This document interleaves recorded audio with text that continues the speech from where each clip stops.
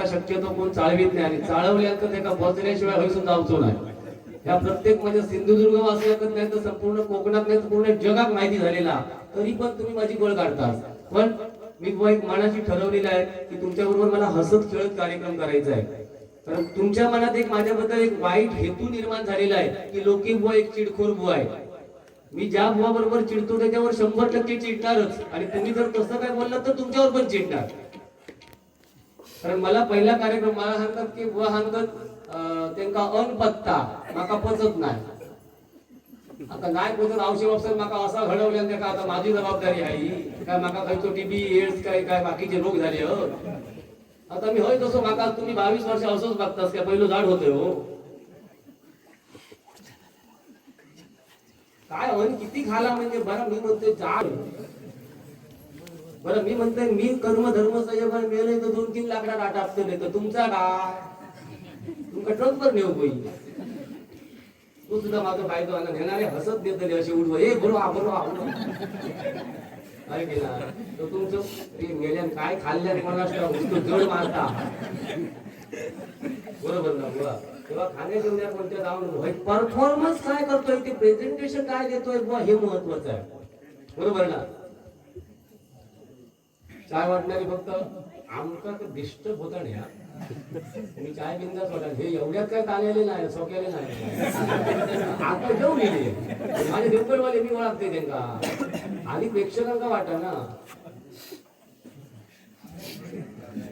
देवा हो देवा आपले मी आपलं भंकच करतोय.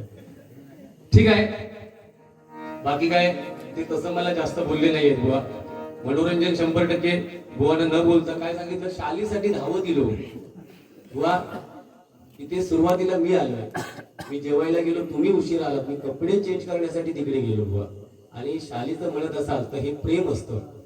शाल माझ्याकडे नाहीये असं नाही बुवा, 1000च्या वरती माझ्याकडे शाल आहेत घरी, पण या मंडळाचं प्रेम आहे आणि ते आपल्या गावात आल्यावर एखाद्या पाहुण्याचं स्वागत करणं हे मंडळाचं काम आहे आणि ते त्यांनी व्यवस्थित केलेलं आहे. तेव्हा शालीसाठी आपापलेलं बुवा मी होईल. ही भगवी पताका हा बुवा 22 वर्ष माझ्या खांद्यावर भल्या भल्याने देवस्थी केल्याने माका संपवण्यासाठी. तेव्हा शपथ सांगते ते संपले, देवस्थी करणारे त्याच्यात संपले. मी असोच अजून तरुण होत चाललोय दिवसेंदिवस. माझे कार्यक्रम काय थांबत नाही. बरं तुम्हाला सांगायला ठेवते आजच्या तारीख पासून मेच्या 20 पर्यंत माका कोणी कार्यक्रम पाठवू नको, सगळे चाललेले होते. तेव्हा शपथ सांगतो ह्या काहीतरी गुरुमाऊलींची पुण्य ह्या तुमचे मायबाप भजनी श्रोत्यांच्या आज तुम्ही म्हणजे मी कॅलेंडर सांगत नाही ह्याच्यात पण गॅप असत ते माका भविष्यात जगण्यासाठी गॅप ठेवलेले असेल. रेग्युलर केले तर पुढच्या वर्षी तुमचा राग मोकळा असतो. गेलो बरा झाला किडो गेलो.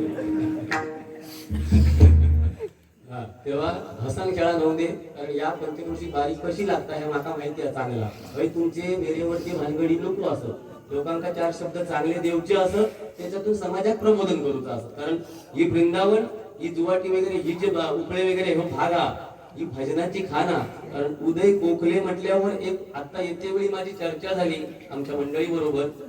एवढा गोड गळ्याचा बुवा आमच्या सिंधुदुर्गात असे गोड गळ्याचे बुवा म्हणजे कृष्णा पवार बुवा आणि त्याच तोडीचे बुवा म्हणजे उदय गोखले बुवा. लक्षात ठेवा एवढा गोड गळ्याचा बुवा मी सध्याच्या नाही मागच्या घडीला कधीच असा बुवा बघितला. एवढा सुंदर आवाज त्यांचा आणि ऐकत राहावे अशी त्यांची गाणी असायची. आणि अशा या भजनाच्या खाणीत बुवा आपण आलो कुठे तळे खाजन वाडी.